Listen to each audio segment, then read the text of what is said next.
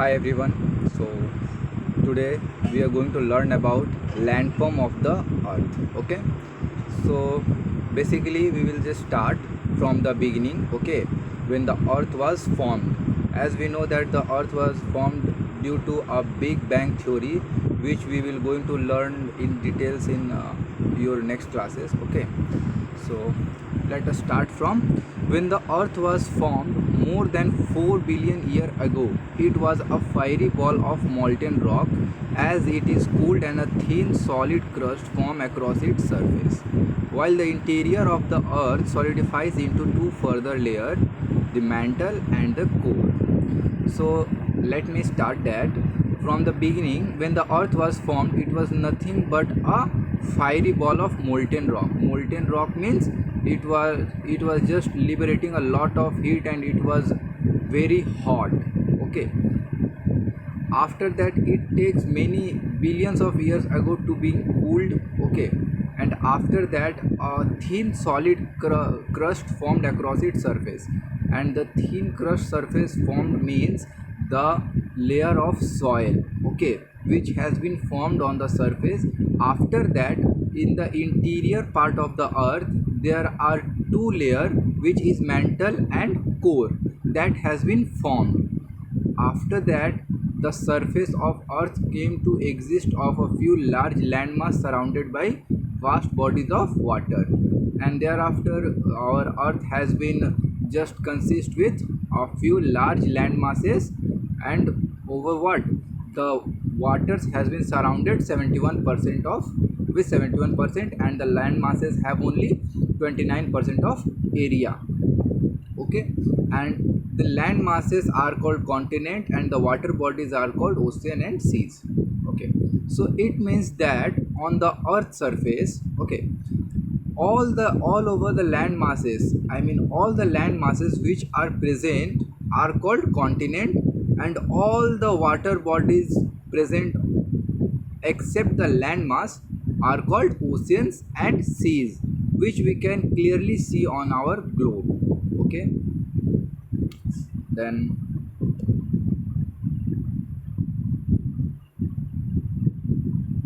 the surface of the continent is not flat and featureless. Various forces worked on it over millions of years, leading to the formation of spectacularly beautiful landforms like mountain, plateau, hill, and plains. Means the surface of continent is not flat. Okay, not flat means what? As we can see that there has been some elevation over some places. Okay. Like some places have some high mountains with a high elevation, and some places won't, some places are like flat earth surface. So these are the things which earth consists of. It doesn't have only flat surface, it have some curve and elevations too, and those curve and elevations has been forming a spectacular beautiful landforms like mountain, plateau, hill, plains, which we used to go for like watching the beauty of nature. Now, the processes that shape the surface of the earth. So the surface of the earth is shaped by two kind of process. First is endogenous process and the second is exogenous process. These are the two types of process. Thereafter, we are going to learn about the first thing, that is endogenous process. Endogenous process are those which are active below the crust of the earth. They cause the crust to move. Endogenous processes are usually slow but very powerful and lead to the formation of continent and ocean basins and landforms like mountain system, plateau, and rift valley. Okay.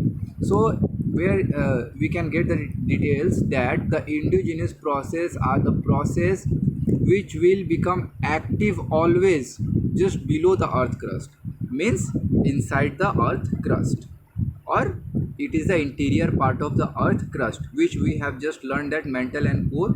We here the endogenous process is talking about that things. Endogenous process are usually slow and very powerful. Means endogenous process, it take times. to being affect the particular place, but it is very powerful. Once its effect has been placed, it won't be like irreversible, okay. But and also it will lead to the formation of continents. Means just because of endogenous processes, there has been a separation of land mass, there has been a separation of oceans, there has been a landforms like mountain system, plateaus and rift valley. All these kinds of changes has been done due to the endogenous process, and they also form volcanoes and causes earthquake. So the main reason of earthquakes and volcanoes are endogenous process, while exogenous process occur on the surface of the earth crust, which result the action of heat, cold, water and winds on the rock. Means the way we are getting the heat over the earth surface or the cold weather, and thereafter we just get the water to drink, okay. So these are the things which are happens due to the exogenous process. It is a continuation process that involves the physical and chemical weathering of rocks. What does it means? It means it will just need a physical and chemical weathering of rocks. Means when the rocks will just get crushed in a small particles by nature, okay, thereafter it will become a soil. And where we got to see that the removable transport of the weathered material by water and wind and glacier and their deposition as sediment on land or in the sea. Means once the rocks has been crushed and become soil, thereafter it will be removed and transported by water, wind and glacier. Means if there is a mountain somewhere, okay, and it have some rocks over there which has been crushed and just separated into small particles, thereafter what happened, a small or strong breeze of wind was just flowing over the mountain and just take away that soil from that mountain to the earth crust or in the lower part of the earth crust. Thereafter what we can see that the new layer of soil has been formed over there, okay. So these are called weathered material. Means water, like water also, if a water is flowing from a mountain, then it will just carry the small particles of rock which has been crushed and formed into the soil with it, okay.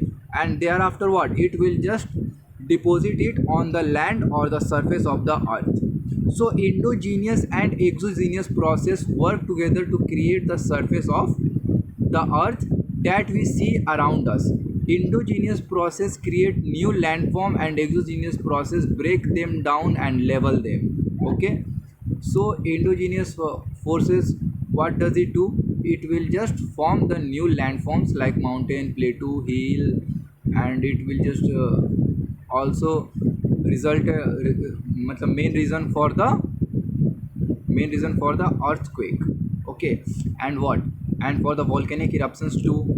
But here in the exogenous forces, the exogenous forces just break them down. Means what, it will just break the mountains, not the mountains but the rocks of mountain into the small pieces and try to level them on the earth's surface, okay. Thereafter we are going for the mountains. Mountains are spectacular landforms that rise several hundred meters above the surrounding land. Mountains that are less than 600 meter in height are known as hills, okay. So here we are going to learn that there are different types of mountains are present, okay. So those mountains which are less than 600 meter in height are called hills, and most of the mountain have ridges and sharply pointed tips called peaks, okay. Like if we will just move upward on the mountain, we will just see a closer, like this will just being a closer tip is present on the mountain, and that closer or pointed tip is called peaks. The ridge is the long, continuous, narrow top of the mountain. The sides of the mountain slope away steeply on the either side of the ridge. Means What is ridge? Ridge is the side long continuous narrow top of the mountain. Like if we are just going upward on the on the mountain like this, okay, so the portion is present on the long side which is being narrow. As you can see, it is being narrow while we will just going up, and that's the and that narrow line is being called as ridges. Okay, a long line of mountain that are connected together form a mountain range. Okay, a mountain chain consists of several parallel mountain range like Himalayas, Alps, Rockies and Andes. From the mountain chains that are cover very large area with several parallel ranges and valleys. Like a long line of mountain that are connected together form a mountain range. Like if we will go to a hill station or any like particular like if we will go to Jammu Kashmir and Himachal Pradesh, we can see that there are a lot of mountain ranges are present over there. So that's why a long line of mountains or a chain of mountain is present over there, we can call it mountain range. Okay, and the mountain chain is consist of several parallel mountain range. Parallel means all the peaks of the mountain has been same, so that why it is being called as parallel mountain. Like the Himalayas, Alps, Rockies and Andes from the mountain chains that cover very large area with several parallel ranges.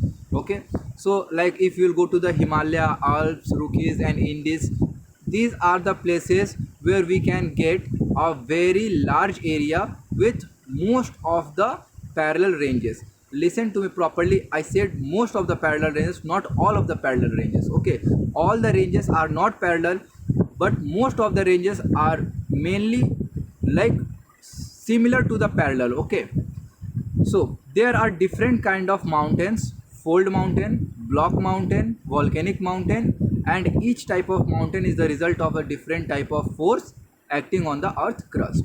Okay, so there are different kinds of mountain: fold mountain, block mountain, volcanic mountain, and each type of mountain has what? A different kind of force acting on it. So that's how they become formed. So today this is we are just going to finish up to this, and in the next class we are going to learn about fold mountain, block mountain and volcanic mountain with full details. Okay, so thank you.